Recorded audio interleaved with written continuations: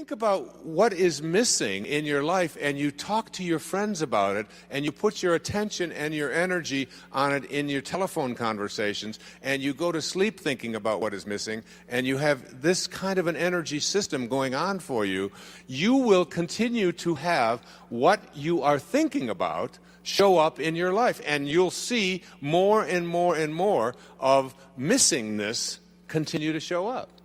You can't think about and put your energy on what is missing unless you want it to keep being that way in your life. So that's the first thing you want to shift. That's the first obstacle to reaching this state of what I call intention.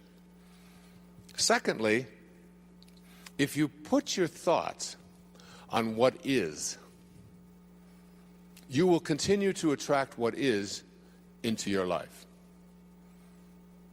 Now, I'm going to suggest something very strange up here right now. I told you when it gets weird, that you have the ability to put your attention on an inner mantra that I have recorded in a CD called Meditations for Manifesting, that came to me from a teacher 2,300 years ago named Patanjali in India, who taught people at that time, when this is before the Middle Ages, this was like when people hadn't been out of caves too long, was teaching people how to levitate, and was teaching people how to bilocate, and was teaching people how to have the gift of fish and loaves 300 years before Jesus showed up on this planet.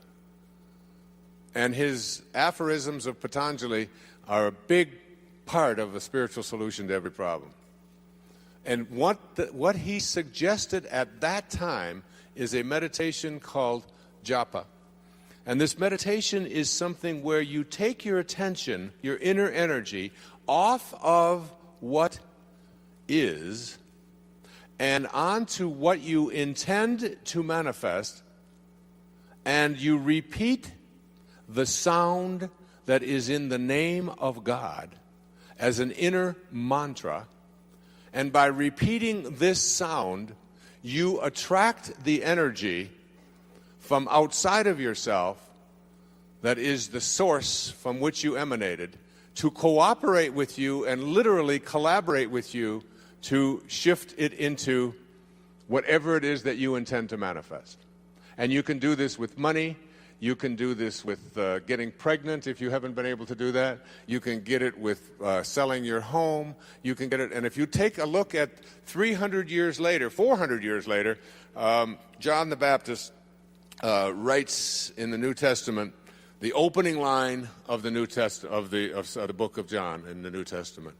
In the beginning was the Word, and the Word was with God, and the Word was God. As strange as it may sound to you, based upon the conditioning that you have had, just like Ivan Illich, the repetition of the sound as an inner mantra is a way of getting in the gap. And it is a way of, when you repeat this sound, attracting whatever energy, that dormant forces that are out there, into your life to have whatever you need show up. And all I can say to you is, I stand up here before you tonight from my heart telling you that it has always worked for me. It is a meditation practice. It is so powerful, and I can't tell you how many people have been practicing it, including Gary, who spoke to you here today. And there is absolutely no limit to what you can attract into your life simply by practicing it. I have put it on CD. I put it in Getting in the Gap. I teach it. I donate all of the proceeds from it to charities because I was asked to teach it, but to take no money for it. And I've been doing it for several years now. If your thoughts are on what is, let's just say you've got a disease process. Cancer, arthritis, the flu, a cold. If your thoughts are on, if you get a sniffle and your thoughts are on, this is in my nose today, but tomorrow it'll be in my throat. On Wednesday, it'll be down in my chest. On Thursday, I'll probably have a fever. I'm going to have to take Friday off.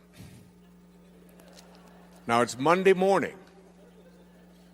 and you've got a sniffle, and in your mind you're taking Friday off with a fever. If this is how you have trained your mind to work, to put your attention on the circumstances of your life, self-actualizing people, Abraham Maslow was a great teacher of mine. I was blessed to know him. I was blessed to be one of his devotees. He died on the 14th of June, 1970, in the same hour that I walked across the stage at Cobo Hall in Detroit receiving my PhD. In the same hour. He passed the baton on. He said, I've taught self-actualization to the academic world. Now you take it to the masses. And Maslow said, self-actualizing people are distinguished from everybody else with this sentence: they must be what they can be. They must be what they can be. And one of those 10 secrets for success and inner peace is that you can't solve a problem with the same mind that created it. And know this, that your mind created everything in your life that you call a problem. And self-actualizing, highly functioning people who live at these extremely, extraordinarily high levels of consciousness never put their thoughts on what is if they don't like what is. Because if your thoughts are on what is, and you despise what is, and if you look at poor people, if you look at unsuccessful people, if you look at sickly people, if you look at tired people, if you look at addicted people, you will see people who put their attention constantly on their problems, on what is wrong, on what isn't working, on what I can't do, and so on. They'll tell you about it, they'll focus on it, and when your thoughts are on what is, and what you think about is what expands, you continue to attract more of what is into your life. When I had a practice, I had a woman who came to me who said, I just went through a divorce 7 months ago, and I've been dating, and I've dated 4 different men, and all 4 of them have used me as a sex object. And every single one of them called me up after the first date and were mistreating me, and they didn't have any respect for me, and that was the end of it. And she said, I'd like you to talk to all 4 of these men. And I said, there's only one common denominator here. You are attracting into your life what you are putting your attention on. It's called the Job effect. You can't think about what is missing, and you can't think and put your energy and talk about what is if you don't like what is. Can't do that unless you want more of that to show up. Third, you cannot put your attention or your thoughts or your energy on what always has been. If you put your thoughts or your energy on what always has been is what will continue to show up into your life. What always has been is the wake of a boat. Your life is a boat. It's heading up the river in that direction. And it's heading there at 40 knots. And you're standing on the stern, and you're looking down at the water, and as the boat goes in this direction, here you are looking down into the water, and what do you see? You see the wake. And what is the wake? The wake is the trail that is left behind. That's what the wake of your life is. That's what the wake of the boat is. And if you ask yourself the question, what's driving the boat? What's making this thing head in this direction? The answer is the present moment energy that is being generated by the engine, and nothing more is what's making the boat go in this direction. And then if you ask yourself this key question, is it possible for the wake to drive the boat? Can a trail that is left behind make a boat go in this direction? What's the answer? Impossible, isn't it? And so too is it impossible for the wake of your life, the trail that you've left behind, to be the reason why your life is going in this direction. It is not because of anything that has happened back here. That's an illusion that we live under. What has happened back here is a trail. The choices you make in this moment, and if your thoughts are on what always has been, this is the way we've always done things, this is the kind of person I am, I can't change, you can't teach an old dog new tricks, all of those cliches that have become so much a part of our life, if your thoughts are on what always has been, and you despise what always has been, you will continue to attract more of what always has been, even though you despise it. It works that way. So you can't think about what's missing, what is, and what always has been. And it gets worse. You cannot think about and put your attention on what they want or expect for you if you want that to change in your life. And there's no shortage of people who have an opinion about what it is that you should be or shouldn't be or how you should be doing it. Most of these are your relatives. I have a wonderful book in mind to write. It's called Your Friends Are God's Way of Apologizing for Your Relatives. But if I talk to your relatives, they laugh too. So we all have this idea that the reason I'm not getting where I'd like to be, particularly with young people and working with young people over the years, it's because my parents want this, and my parents think that, and my parents won't let me do this. And I always said, well, but why are you so attached to what your parents think? Well, these are my parents, and I have to do it.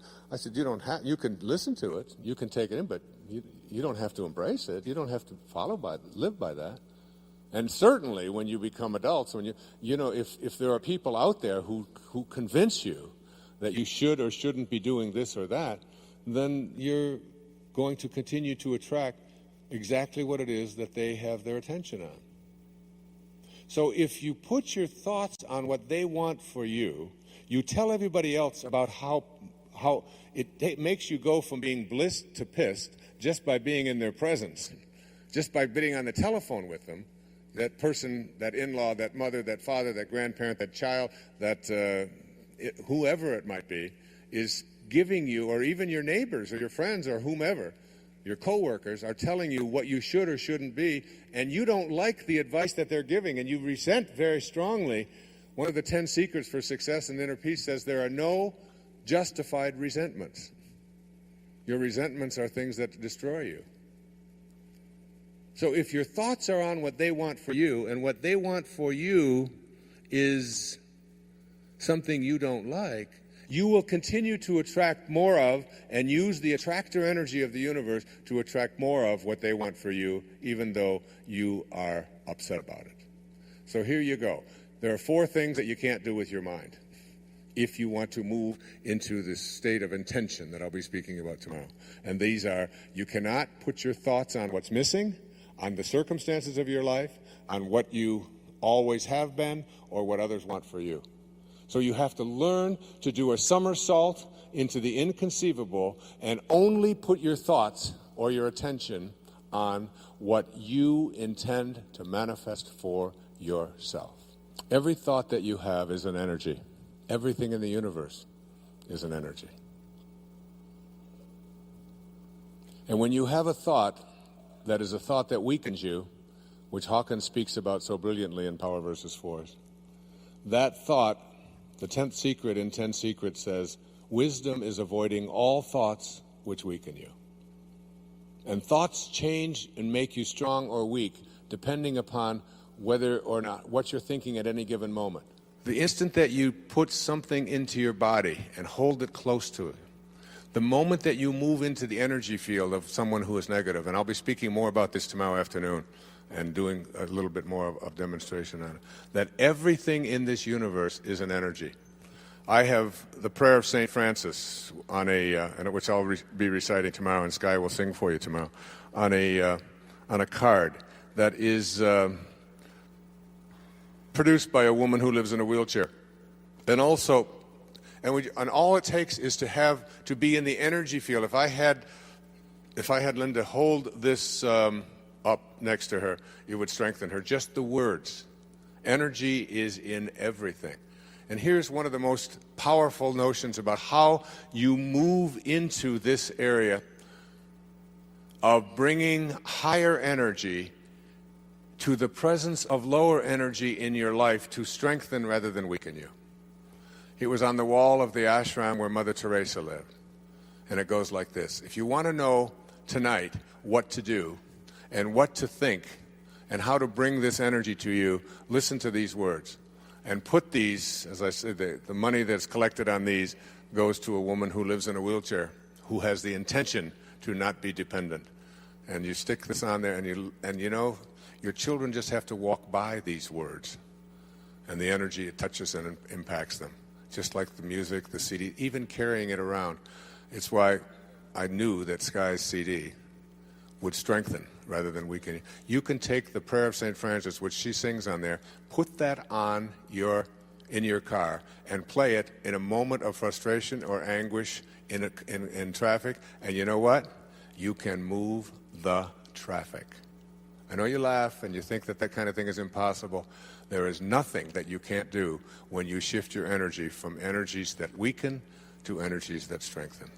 And this is what Kent Keith had written and what Mother Teresa lived by. She said, people are often unreasonable, illogical, and self-centered. Forgive them anyway. If you are kind, people may accuse you of selfish, ulterior motives. Be kind anyway. If you are successful, you will win some false friends and some true enemies. Succeed anyway. If you are honest and frank, people may cheat you. Be honest and frank anyway. What you spend years building, someone may destroy overnight. That's particularly relevant in America, isn't it? Build anyway. If you find serenity and happiness, they may be jealous. Be happy anyway. The good you do today, people will often forget tomorrow. Do good anyway. Give the world the best you have, and it may never be enough. Give the world the best you have anyway.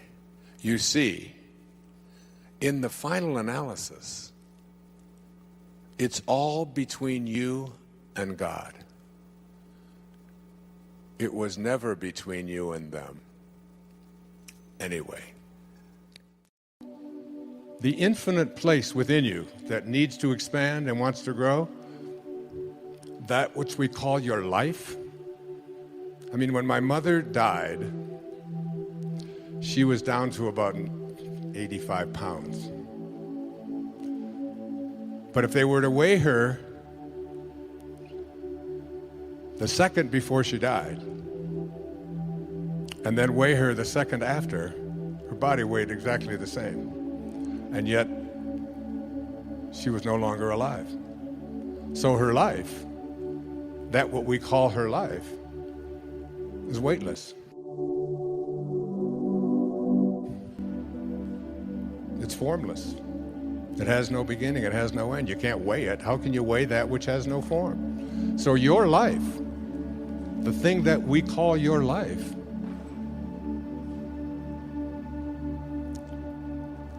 is God. That's what you are. That's what every single one of us are. So here's what Saint Germain said.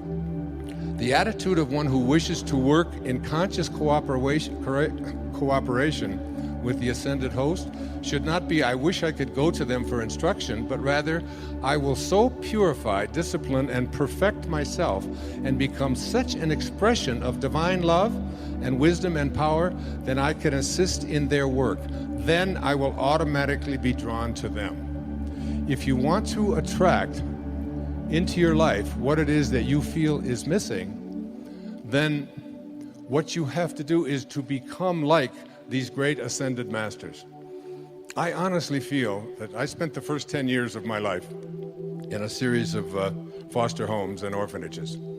My father walked out on his family and left my mother with 3 boys under the age of 4 when she was 23 years old. And so I had a great blessing in those earliest years of my life to be able to go within and discover something that I came here to teach, which is self-reliance. To learn how to rely upon ourselves. And I honestly feel that I'm right now writing on a book. It was very hard for me to leave Maui and get on that plane and fly to Sacramento and take a car up here and all of that. Not because I don't think it's beautiful here, but I'm where I belong anyway, so I stopped fighting all of that stuff anyway. But it was because I'm in the midst of writing. And I'm writing a book called I Can See Clearly Now. And it's sort of like a memoir, except that it's a look at all of the what seemed like just isolated events that showed up in my life, which led me to the next step, which led me to the next, which have arrived here in 2012 at the age of 72. And as I write this, and I've written almost 50,000 words in the last 6 weeks, it's almost like an obsession, because it isn't me writing. It is me as writing. It is something that is, Lao Tzu said, none of you are doing anything. He said, you're all just being done. You ever have a sense of that when you look in the mirror? And you look at your body and you say, what the hell is going on here? I said, what's this chicken neck stuff? Where the hell did that come from? What am I doing with hair growing out of my ears? And I said, that doesn't need it. I could use it up here, but it's... and you have a sense that in this physical world, that there's nothing for you to do. Just keep this thing that houses your soul in as healthy a space as you can, but basically it's doing what it's doing. And you, inside of there, the infinite you, is just an observer to the whole process.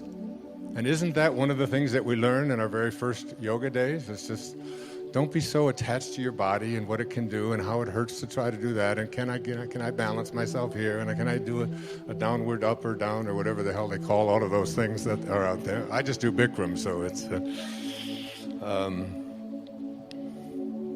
So there's a sense of this awareness. So because of the time, I usually take 3 or 4 hours, or sometimes 3 or 4 days to go through this, and I'm trying to do this in a brief amount of time. The reason that most of us cannot reach this exalted state that I want to present to you in the limited time that we have is because we have come to believe in our limitations. We've come to believe in our ordinariness. We've come to believe that who we are is not God, is not divine. All right? So in order to transcend that mentality, you have to sort of reprogram your subconscious mind. Your subconscious mind is the mind that is doing virtually everything that you do. It's the mind that got you here into this room, that put your mat down, that got you dressed this morning, that got your breakfast. When you get in the car, you don't think about, how do I start this thing, and how do I got to make a right turn here. Do I slow down? Do I not? You all programmed your conscious mind, programmed your subconscious mind to do all of these things on automatic. And according to my friend Bruce Lipton, about 96 or 97% of what we do all day long, every day of our lives, 24/7, is done by our subconscious mind. So we have been programmed to believe in our ordinariness. I don't know if you saw my most recent PBS special, but I opened it up with a little story from Portia Nelson, so I'll just share it here with you if you haven't seen it. If you have PBS, you probably have, because that's about all they play. And I'm very proud of that, and we've raised close to $250 million for public television. So,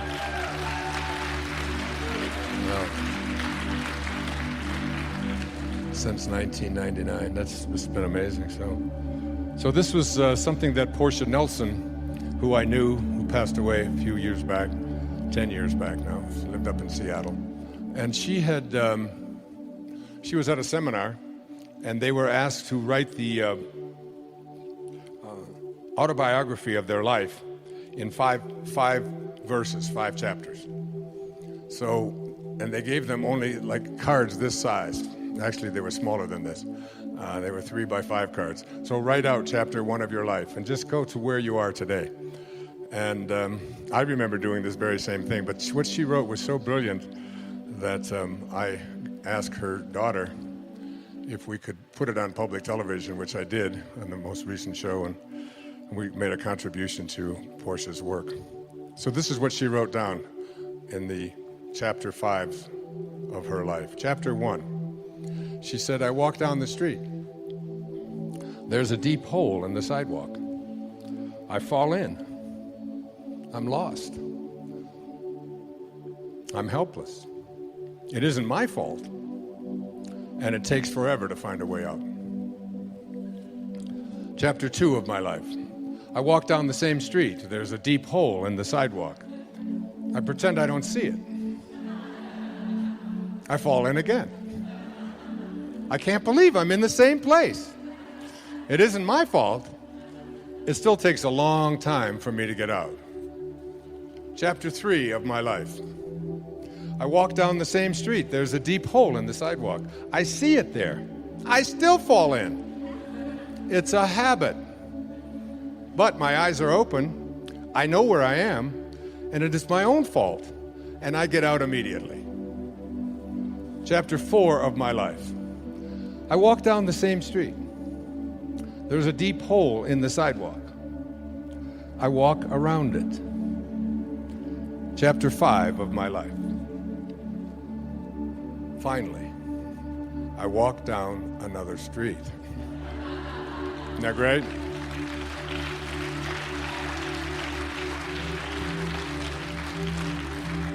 So in the time I have left, I want to talk to you about walking down another street.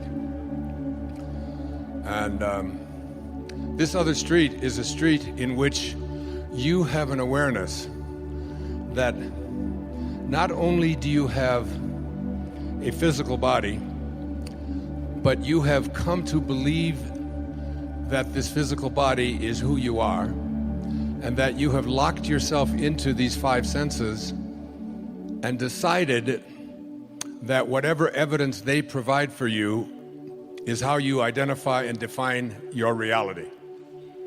By what I see, by what I hear, by what I smell, by what my life looks like, by how much money I have, by the stuff that I possess. And this is the world of the ego, and this is the world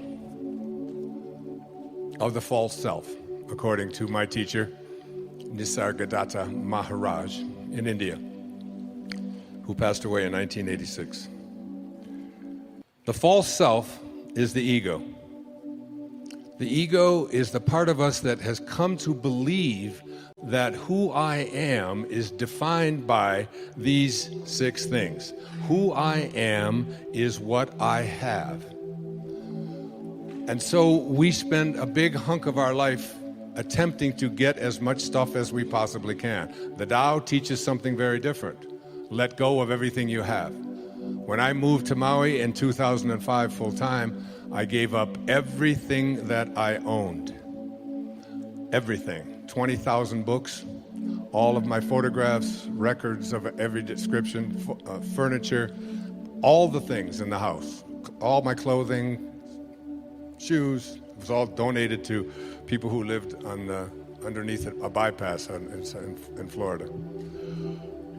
And let go of all of it. So the ego teaches us you are what you have. The Tao teaches us let go of everything that you have. Do less and accomplish more. One of Lao Tzu's most famous observations was, I do nothing and leave nothing undone. My son has taken to becoming a spiritual Taoist. Every time I tell him to do something, he says, I do nothing. And I leave nothing undone. But there's much wisdom in that. I could go on into that.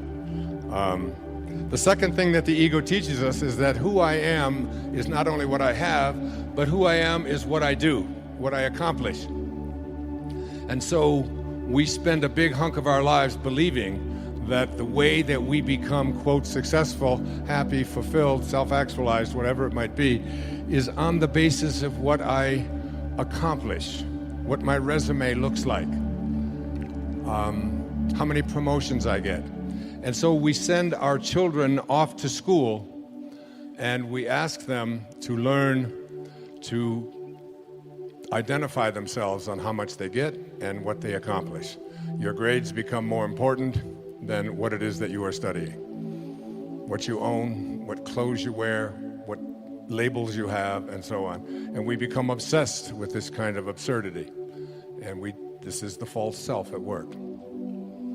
The third thing that the ego teaches us is that I am what other people think of me. I am my reputation. So becoming obsessed with our reviews, what people think of us, other people's opinions, getting the approval of others. We talk about peer group approval needs and so on. I have 8 children that aren't concerned about those things. They were never raised with that kind of a mentality.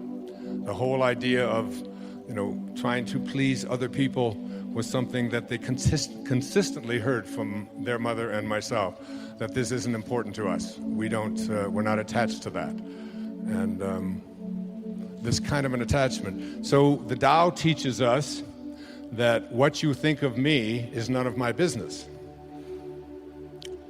What the ego teaches us is that what you think of me is the most important thing that I have, and so I'll do whatever it is that I need to do in order to get you to agree with me, to like me, to approve of me, and so on. The fourth thing that the ego teaches us, this false self, is that who I am is separate from everyone else.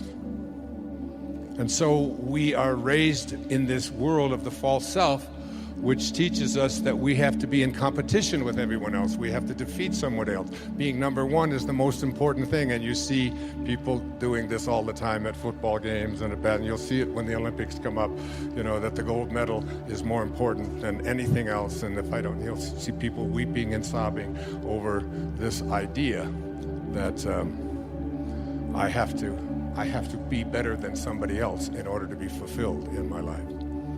The fifth thing that the ego teaches us is that I am separate not only from everybody else, but that I am separate from what's missing in my life. The Tao teaches us that there is no place that God is not.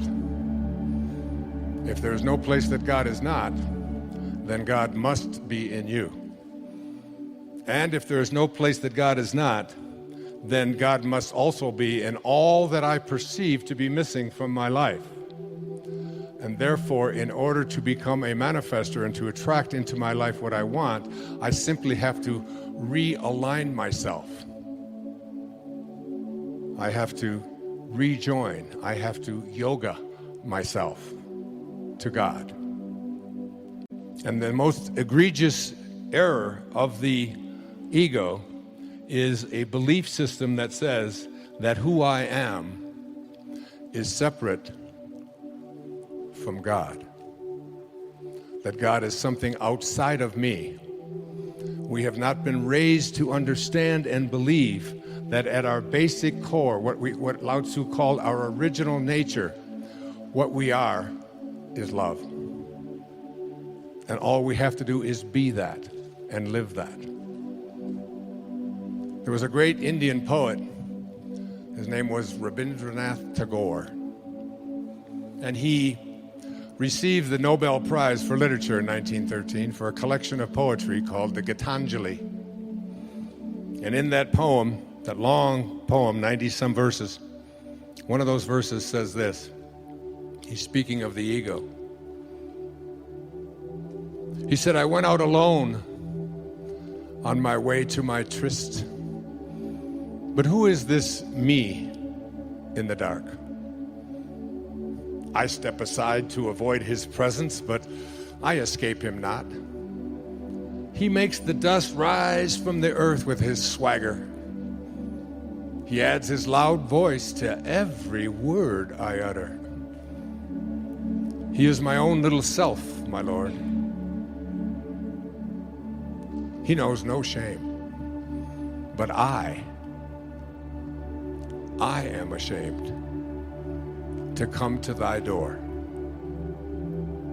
in his company. That's a great poet. And that's a great piece of truth.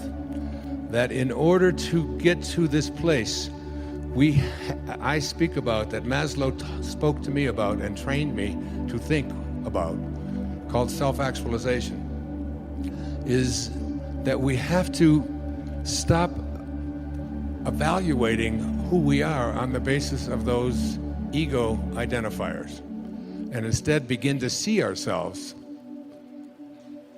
as divine love. as pieces of God. The Native Americans used to say that no tree has branches so foolish as to fight among themselves. And look at us. Look at what happened just down the road from here in Colorado a few days ago. What is it about us that we have to create instruments of death in order to feel good about ourselves?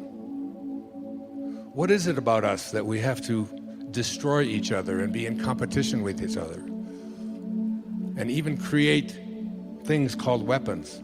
It's why Lao Tzu left the place where he left in ancient China in the time of the Warring States.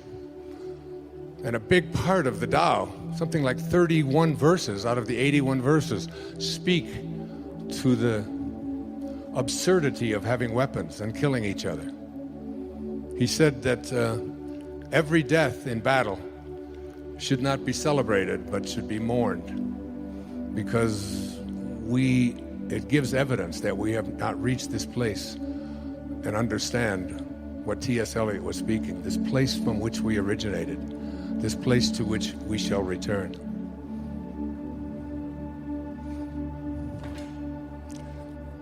From A Course in Miracles, I jotted this down the other day. The memory of God comes to the quiet mind.